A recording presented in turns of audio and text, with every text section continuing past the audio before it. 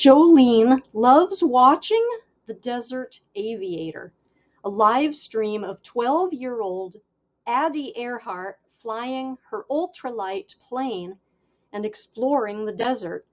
Jolene dreams of becoming an explorer too, and of escaping her troubles at home, where she has to hide her mother's opioid addiction. And Addie finds a new friend through her chats with Jolene, her biggest and only fan. Then it all goes wrong. Addie's engine abruptly stops, and Jolene watches in helpless horror as the ultralight crashes and the video goes dark, with no one to turn to for help, and only a hand-drawn map and a stolen cell phone to rely on. Jolene must find a way to save the Desert Aviator.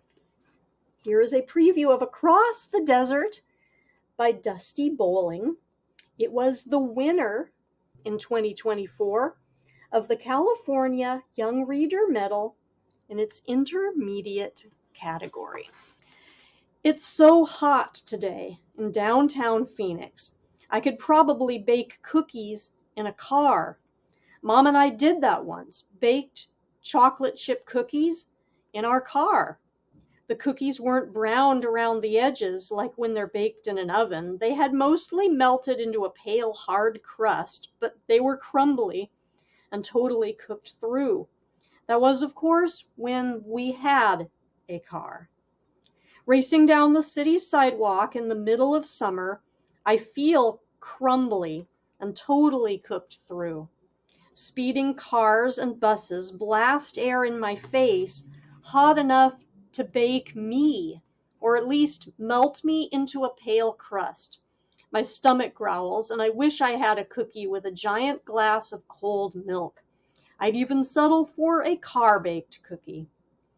I stop at a bench shaded by a big sign for discount car insurance and breathe for a second, wiping the sweat from my forehead and shifting my backpack full of books from one aching shoulder to the other. If only I had a computer and internet at home, I wouldn't have to make this blazing hot walk today. When I finally reach the library, I burst through the automatic sliding doors and stop in the entry between those book thief detector things. I breathe in as much cool, book-scented air as my lungs can hold. The feel of the air conditioning blowing against my sticky skin is almost worth the whole walk. "Excuse me," someone behind me says. I hunch my shoulders and quickly move out of the way without looking. I rush to the drinking fountain and chug a ton of water before heading to the bathroom, where I throw my backpack on the counter and splash water over my face. I soak up the sweat under my tight purple tank top and armpits with a wad of paper towels and pull my messy, damp, dark hair up into a bun without looking at myself in the mirror. I leave the bathroom, tugging my tank top down to cover my stomach, but it's too short. Everything I own is at least 2 sizes too small, which I'm constantly reminded of by the kids at school and by my eternal wedgie. I slip the travel books I borrowed last week into the return slot, then go to the holds shelf where several more are waiting for me. I'm not exactly the fastest reader, but when it comes to travel books, the pictures are really the most important thing. I love imagining I could jump inside them and explore all the far-off places. The computers are mostly taken up by the homeless people, using the library as a hiding place from the heat, but I managed to find an open one and set my stuff down.